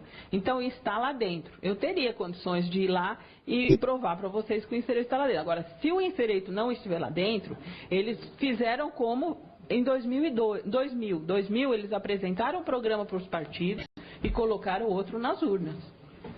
Então, é possível fazer isso? É possível. Eu acho que não seria o adequado, mas já aconteceu. Bem, com relação a essas três perguntas, se tem alguma complementação, doutor Pedro e Gabriel também, se quiser se pronunciar. Gostaria de esclarecer um pouco melhor em relação ao Inserator, o que convém dizer para completar a resposta da doutora Maria Aparecida. No dia 2, o subsistema de instalação e segurança, chamado SIS, foi compilado. O que quer dizer compilar? Quer dizer fazer uma tradução automática do programa na linguagem em que foi escrita, supostamente de uma forma compreensível para o programador, pelo menos o programador que escreveu o programa, em tese também compreensível para os auditores, e compreensível para esse programa que faz a tradução para o programa executável, em formato binário, que vai, de fato, ser instalado no sistema de segurança nos tribunais regionais. Então, o programa existe em duas versões. A versão executável, em linguagem de máquina, que é opaca em relação à sua lógica para um ser humano, e em versão código-fonte, que é a maneira como ele é criado. Então, ele é criado, passa pelo processo de tradução, e no processo de tradução é criada a versão executável que vai ser instalada e vai executar. Toda auditoria é baseada no fato de que essa tradução é automática e fiel, não é maliciosa. Então, o que se pressupõe para isso? Que se está usando um compilador, um programa que faz essa tradução de prateleira, um programa comercial, como, por exemplo, aquele que faz parte do Eclipse, ok?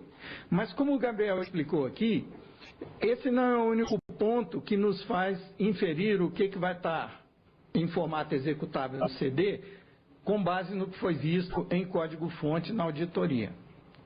Existem duas suposições para que o que está no CD corresponde ao que foi visto na auditoria. Uma é que ele foi traduzido de maneira automática e fiel, sem malícia. Outra é que aquilo que foi submetido para tradução é o que foi mostrado. Mas nem isso nós podemos ter certeza, porque tanto o Gabriel quanto todos os outros fiscais que tiveram direito de olhar código-fonte no TSE sabem que a base de dados de código-fonte que é mostrada para eles não é a mesma que vai ser compilada. Existe uma presunção implícita aí, sem nenhuma base técnica, de confiança de que essas duas bases são idênticas, ok? Então, o que podemos fazer é inferir que se tudo foi feito de maneira honesta e correta, o que foi visto no código-fonte no dia 2, no dia 1, no dia 2, no mais tardar dia 2, está em correspondente código executável no CD lacrado. Dia 3, depois da compilação, é que o Gabriel submeteu as questões. O que esse programa está fazendo aqui? Por que ele está aqui? Para que ele serve? Que outro programa precisa dele? Então não havia mais tempo de ninguém retirar esse inserator da base de código que teria sido compilada. Ok? Então, supondo a boa-fé do processo de compilação e as datas em que foi feito o questionamento ao TSE sobre por que aquilo está ali, e a data em que foi compilado e a data em que foi assinado o CD, é que podemos inferir que está lá. Entretanto, depois que tudo aconteceu e que a petição foi submetida, no momento em que a doutora Aparecida estava submetendo a petição, ela também estava exigindo do TSE que lhe fornecessem, conforme manda a lei, o hash dos programas que foram compilados, que corresponde à marca da assinatura digital propriamente dita. Sem esses hashes do que foi no CD, não haveria como conferir se o que estava sendo usado nos tribunais regionais durante a eleição era o mesmo que estava no CD. Ou mesmo, amanhã, caso se abra esse CD e ele não esteja mais com lacre físico intacto, se o que está ali no CD corresponde ao que entrou no dia 2. Então ela precisava desses arquivos de hash. E ela só saiu do TSE depois que conseguiu esses arquivos de hash. Examinamos o arquivo de hash e o nome do inserator CPP não estava entre os programas que foram assinados individualmente. Então, das duas, uma.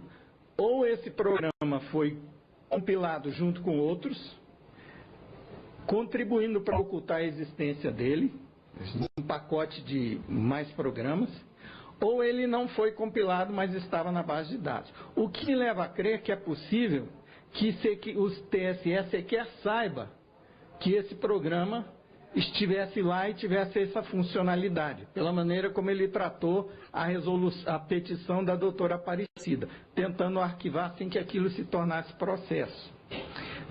Ok? Por ter sido desenvolvido por uma empresa terceirizada que aparentemente não tem fiscalização interna ao cumprimento do contrato.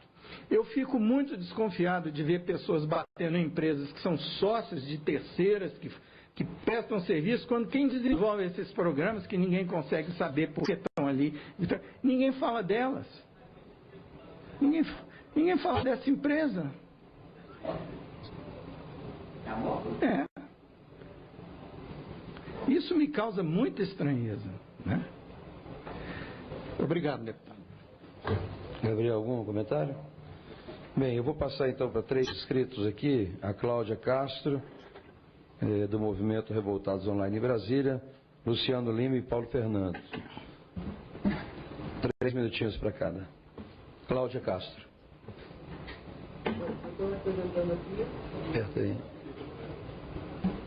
Eu estou aqui apresentando o Movimento Revoltados Online, que há mais de 10 anos vem alertando contra o processo de votação por meio de urnas eletrônicas e que no momento levanta as bandeiras do impeachment mediante a anulação das votações.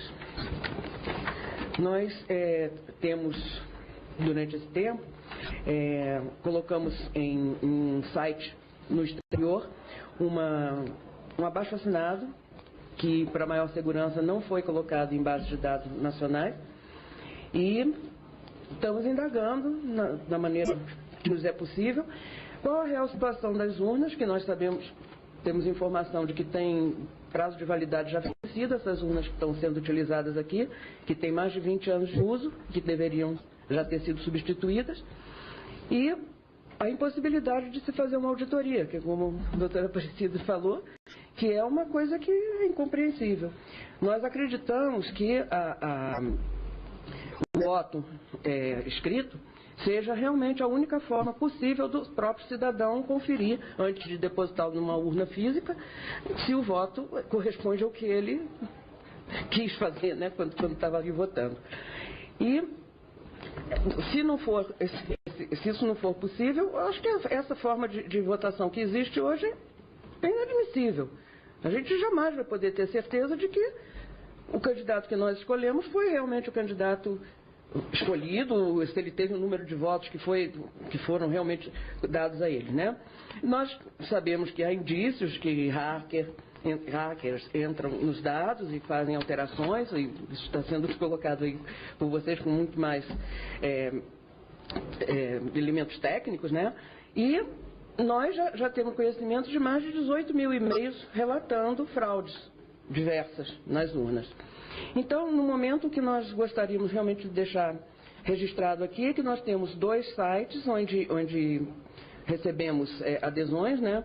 Que um deles é o www.fraudenasurnas.com e o outro é www.averdadeincomoda.com.br.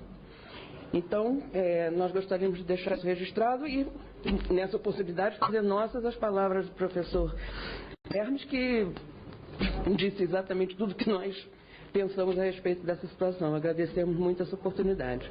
Obrigado. Luciano Lima. Gostaria de desejar uma boa tarde a todos. Meu nome é Luciano Lima, sou historiador, jornalista, radialista. E parabenizar o deputado Exalci por colocar em pauta esse debate tão importante para a nação. Acho que deveria estar aberto aí para todos os brasileiros poderem acompanhar um debate tão importante. Parabenizar também o Gabriel, a doutora Aparecida, o professor Pedro. E dizer, deputado, que eu fiquei muito preocupado com uma fala do professor Pedro, que ele disse que todos os deputados que tentaram acampar essa bandeira perderam a eleição. Acho que a Brasília ficaria muito triste se um dos nossos principais parlamentares não mais estivesse em campo, no campo de batalha, que a gente sabe que o senhor é um dos melhores parlamentares que essa cidade tem. O que está mais do que comprovado é que é um sistema fácil de fraudar e difícil de descobrir. Mas, né, essa é a tônica, né, do debate, né? Fica mais importante a frase do debate, né? Fácil de fraudar, difícil de descobrir. Hoje eu entendo quando alguns políticos chegam em campanhas eleitorais e dizem assim: vocês não sabem, eles não sabem o que nós somos capazes de fazer para ganhar a eleição. Hoje se entende um pouquinho isso, né? São perguntas que precisam ser urgentemente respondidas. Hoje eu escrevi, inclusive, no meu blog, o Coluna Papo Firme, falando sobre o debate de hoje, deputado, falando inclusive de um evento que aconteceu em 2013, que é organizado pelo Instituto de Ciência, Matemática e Computação da Universidade de São Paulo, o primeiro Fórum Nacional de Segurança em Urnas Eletrônicas. O professor Pedro e o professor Gabriel devem saber disso. Naquela época já foi constatado que as urnas não eram seguras e que o sistema todo precisa urgentemente de aprimoramento. E nada foi feito, né? Nada foi feito. Aí quando se fala em voto impresso, no final eu digo assim: por que o voto não pode ser impresso? Por que o voto não pode ser confirmado na hora pelo eleitor e descartado logo após a sua conferência? O eleitor, inclusive, não precisa levar a cópia para casa. Ele confirmaria o voto e depositaria a cópia impressa em uma urna, que só seria usada em caso de alguma dúvida, né? Então fica aí o nosso registro de que realmente esse debate precisa ser mais ampliado. Parabéns mais uma vez, deputado Exalci. E muitas respostas precisam ser dadas.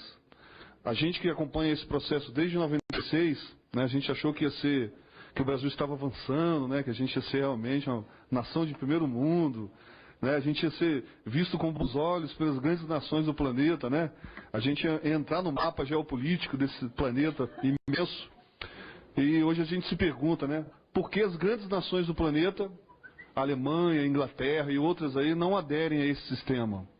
Porque ele simplesmente pode ser fraudado. O porquê que as que aderiram já desistiram, né? Como a própria Holanda, um país sério. Então acho que a gente precisa acompanhar isso tudo, né? E parabéns mais uma vez, deputado Zalci. Espero que realmente não venha nenhuma retaliação ao senhor, viu? O último inscrito, então, Paulo Fernando, e logo em seguida eu passo, então, para os expositores para responder e fazer as suas considerações finais. Senhor presidente, deputado Zalci, sou Paulo Fernando Melo, quero falar em nome dos advogados eleitorais, cumprimentar minha colega Aparecida. Dizer que o voto impresso ele foi aprovado por esta casa em setembro de 2009, a chamada mini-reforma eleitoral. E de acordo com o texto desta lei, a partir das eleições de 2014, a urna eletrônica deveria exibir as telas referentes aos votos digitados e após a confirmação do eleitor, a máquina imprimiria um número único de identificação do voto associado à sua própria assinatura digital. Em novembro de 2013, o Supremo Tribunal Federal derrubou a exigência da impressão automática de votos das urnas eletrônicas. E desde 2011, a previsão já estava suspensa pelo próprio Supremo e, pasme, após o Ministério Público, que deveria ser o fiscal da lei, defensor da sociedade, se manifestar contra a impressão por temer, segundo eles, o comprometimento do sigilo e, segundo os técnicos do TSE, para não haver recursos financeiros orçamentários para a compra, pasmem, das impressoras. Então já fica a sugestão, deputado Zalci, para que no orçamento de 2015, visando a eleição de 2016, já se aloque recursos para a compra das impressoras, se for esse o problema. O mais estranho também é em relação ao contrato do TSE, número 80/2012, que foi celebrado pelo consórcio ESF, liderado não só pela empresa Engetec Tecnologia, a Smartmatic, a Fix, e o curioso é que a sede dela fica em Nova Lima, Minas Gerais, onde nós tivemos aí as maiores dúvidas em relação ao resultado em Minas Gerais. Eu vou passar à mesa os andamentos processuais de ações contra essa empresa, Smartmatic, no México, na Holanda e nos Estados Unidos. Eu participei daquela audiência na época do deputado Gerson Pérez, do Pará, e na época o ínclito do deputado Dr. Enéas, e que ele defendia, além do voto impresso, eu pergunto ao Gabriel, ao Pedro, se é possível, na hora do eleitor ser identificado, se era possível ter 3 cabines de urna eletrônica para que ele escolhesse uma das 3, se isso é possível tecnicamente. E lembrar que recentemente eu vi um garoto de 14 anos nos Estados Unidos, em casa, fez compra no cartão de crédito do Bill Gates. E um outro entrou no computador da NASA. Não vai entrar no TRE do Maranhão? Como não teve a participação de mulher, a Ludmila está pedindo 1 minuto, viu, Ludmila? 1 minuto para você, para passar para a doutora Aparecida fazer as considerações finais.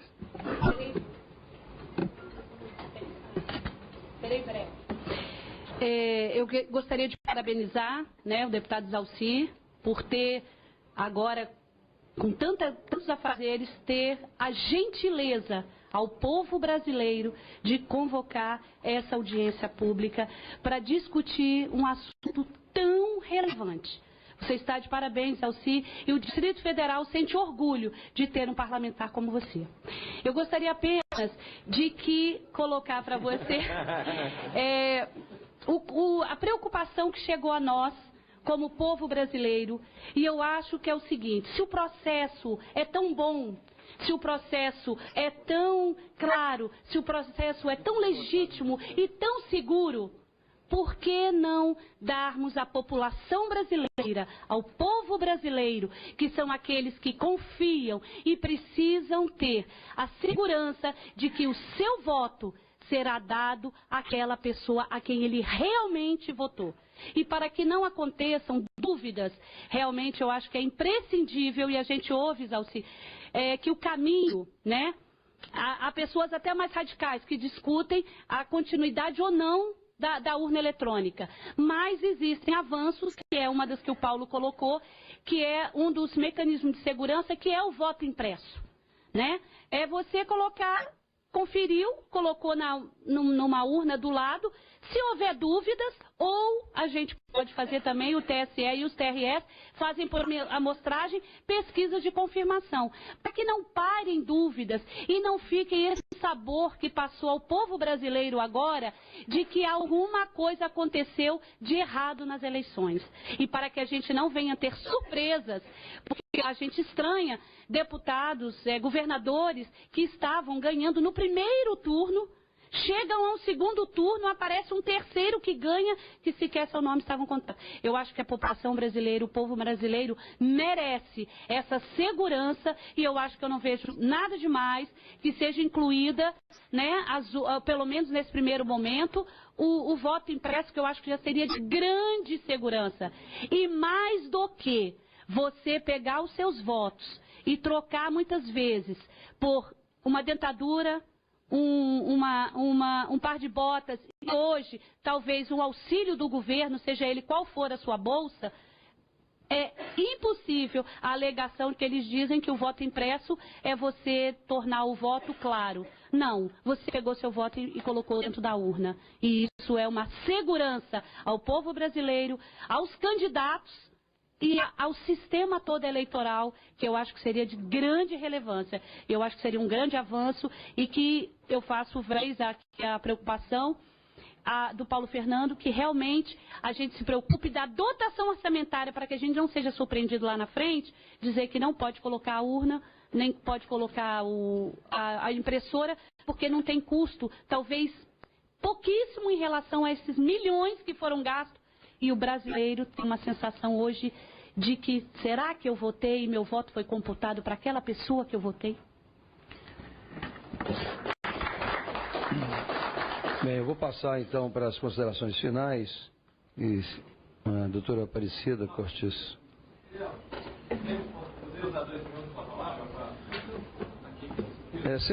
Utilize o microfone, se identifique, porque eu tenho que passar rapidamente, que começou a ordem do dia. E nós temos que passar para a votação do plenário. Pode sentar aí nessa cadeira, tem aí. Qualquer microfone desse aí, é só apertar. Ok. Meu nome é Fabrício Vargas, eu sou da empresa Biomática, sou consultor em biometria. E aí eu acompanhei toda a discussão, e é uma discussão técnica que eu já venho acompanhando há algum tempo. Eu conheço o trabalho do Dr. Diego, são trabalhos ótimos. E eu gostaria de colocar algumas coisas. Foi falado muito aqui da empresa Smartmatic, mas tem uma outra empresa que também é muito relevante nesse processo, que foi esquecida, que é a Diebold, que é quem faz todas as urnas que foram colocadas. É uma empresa que também seria importante participar desse processo e colocar a posição dela. A Diebold, exato. Segunda coisa que eu gostaria de falar é que, assim, eu pessoalmente, eu vejo um certo problema na impressão do voto. Eu acho que é uma solução que aparentemente parece dar uma clareza ao processo, mas ela traz um custo e uma quantidade de problemas que pode levar a gente ao impasse se a gente não conseguir melhorar o processo que a gente tem hoje. E existem algumas categorias de soluções técnicas, que aqui eu gostaria de deixar registradas, que poderiam ser estudadas, que talvez seja importante ter um grupo que leve essas propostas para o TSE, porque enquanto o TSE receber a ideia da impressão, o que eu já vi do trabalho deles, eles são contra a ideia da impressão, porque eles quem vão ter que administrar essa logística. As duas alternativas que eu queria colocar, uma vez que a gente já tem a biometria na urna, fazer um uso melhor dessa biometria. Existe uma classe de sensores de biometria que poderia, por exemplo, usar a minha biometria, a minha impressão digital para assinar o meu voto. De tal maneira que se eu quisesse mais tarde conferir o meu voto, só a minha digital poderia abrir aquele voto. Então, teria como eu, pessoalmente, em um determinado momento, abrir o meu voto e ver se aquele meu voto conferir em qualquer momento. E só o meu dedo poderia estar fazendo isso. A segunda alternativa, que poderia se somar à primeira, é que existe uma categoria de chips eletrônicos que elas têm internamente um fusível. Não sei se todo mundo sabe como um fusível funciona, mas uma vez que queimou o circuito, ele registra... Desculpa? Isso aqui é a cédula do sistema argentino. Tem um RFD aqui que queima o fusível quando o voto é gravado. Exatamente, é esse tipo de solução técnica que precisa ser estudado, que o TSE é muito refratário, que é isso que precisa ser avançado para e tem alternativas sem a impressão e que são tão seguras e tão eficientes para dar a transparência que todos aqui nessa sala estão procurando no sistema eleitoral. Era só isso, obrigado. Com a palavra, então, a advogada Maria Aparecida Cortiço para as considerações finais.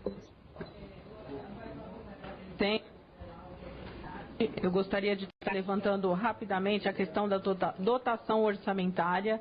Não se sabe o que o TSE gasta com esse processo, então não há que se falar que uma votação eletrônica ou um outro tipo de votação que ele demandaria mais verba dos nossos cofres públicos.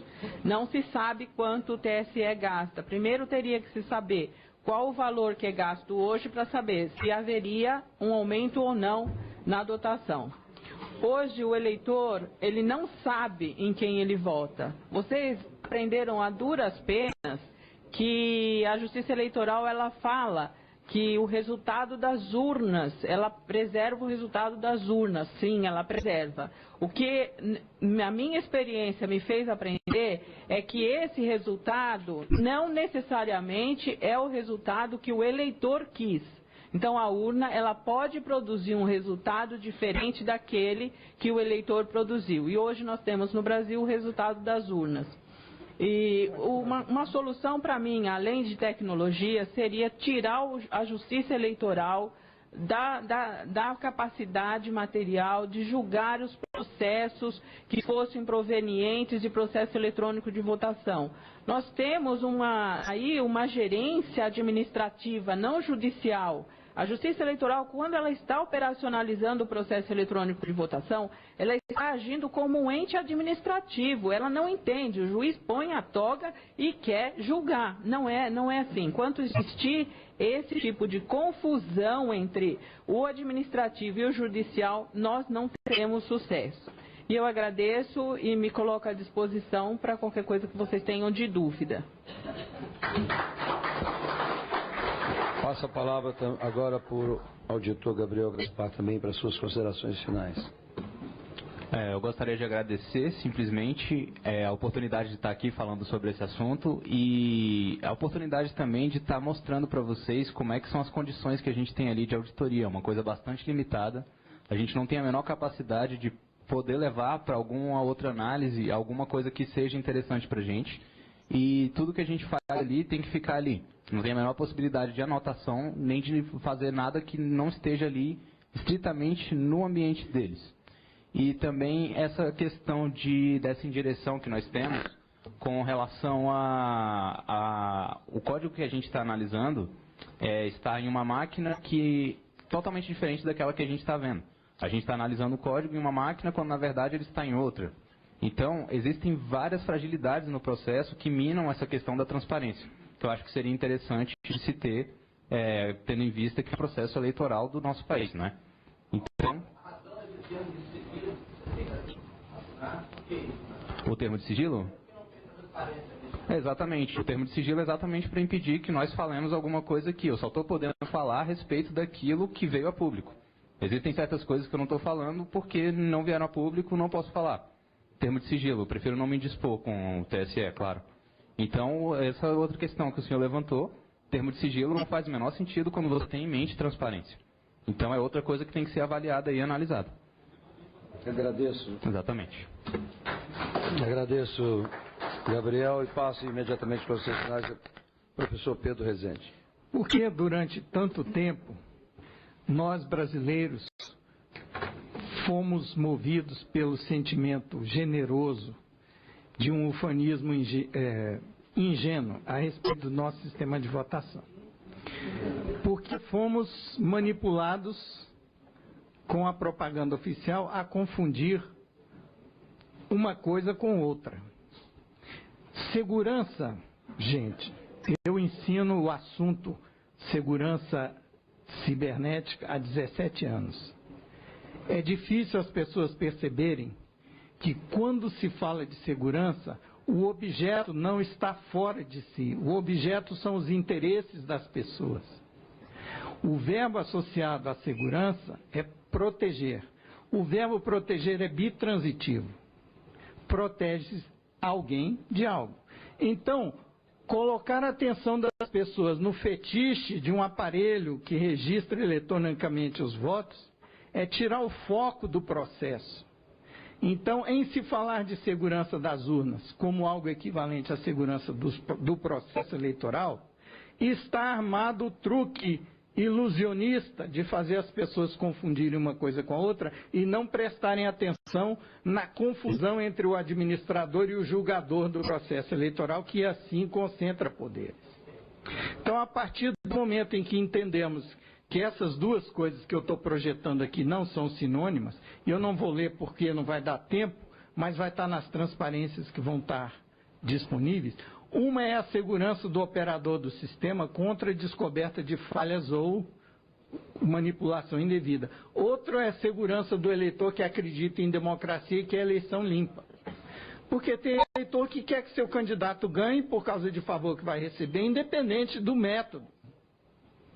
Então, quem acredita em democracia tem que pensar nos seus interesses como não necessariamente os mesmos de todo mundo que está envolvido no processo.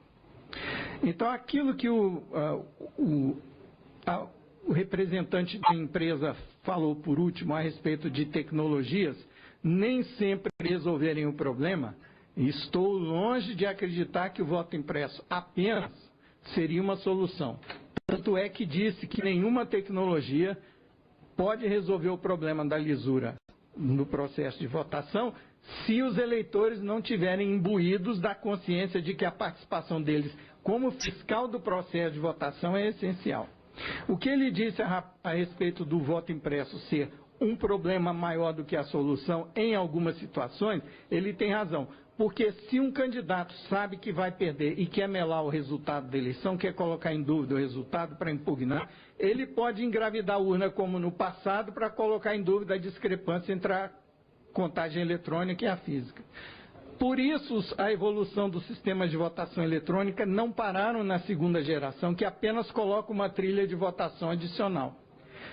Nos sistemas de votação de terceira geração, o registro material do voto é entrelaçado com o registro digital para dificultar que apenas um seja manipulado, sem que o outro aponte a o outro registro, o eletrônico aponte a manipulação no físico ou o físico aponte a manipulação no eletrônico. Okay? E ele citou alguns exemplos de tecnologia que alcançam a terceira geração por entrelaçamento das trilhas material e eletrônica de contagem e fiscalização. Geralmente a trilha material é para fiscalização e a trilha eletrônica é para contagem automática imediata. Quando as duas são integradas para que uma detecte alteração na outra, temos os sistemas de terceira geração. E para os interessados, eu tenho aqui duas cartelas do sistema de votação que eu mostrei de terceira geração, desenvolvido por uma empresa da Argentina. O curioso é que na Argentina, apenas as províncias que não têm corrupção endêmica consideram esse sistema vantajoso. Aquelas províncias onde a corrupção é endêmica não consideram esse sistema vantajoso, como a província de Buenos Aires, por exemplo. Lá na Argentina também a votação é regulada por Estado e não pela federação, exceto alguns critérios que são constitucionais. Por exemplo, na Argentina é exigido o registro material do voto. Eu mostro para depois que encerrar aqui, para quem quiser ver. Aqui dentro tem um RFD, um chip que cabe dentro da fabricação do papel, que é gravado em cima do leitor de RFD. Na hora que o eleitor escolhe na tela o seu voto, é gravado e é impresso. Então ele pega essa cartela, se ele quiser, vai noutra urna que não tem conexão naquela que gravou o chip, verificar se o que está gravado no chip corresponde ao que está impresso. Depois dele confirmar isso, ele põe na urna.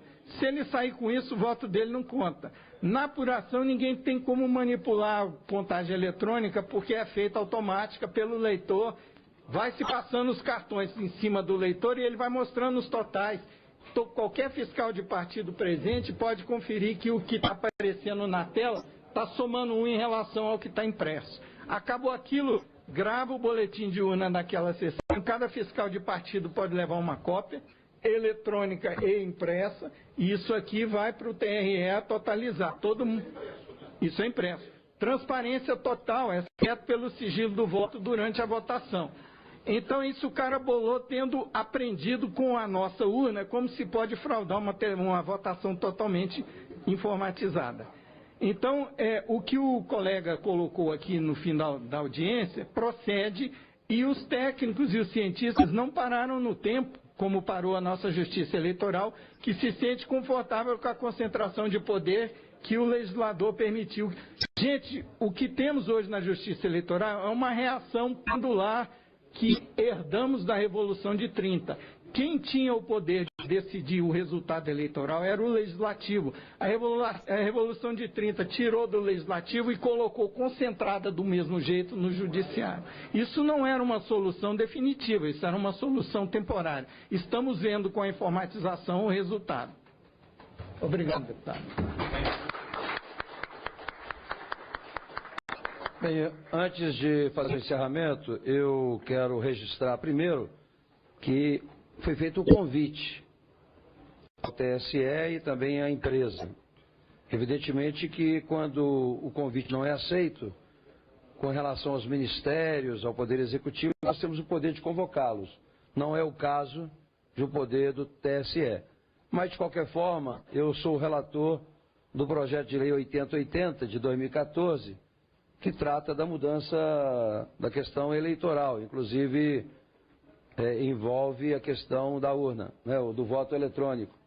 Portanto, faremos, na primeira oportunidade, uma audiência pública para tratar desse projeto, porque, infelizmente, hoje aqui eu saio muito mais inseguro, né, com as informações, porque não vi aqui o contraponto, ou alguém justificando, ou dando segurança.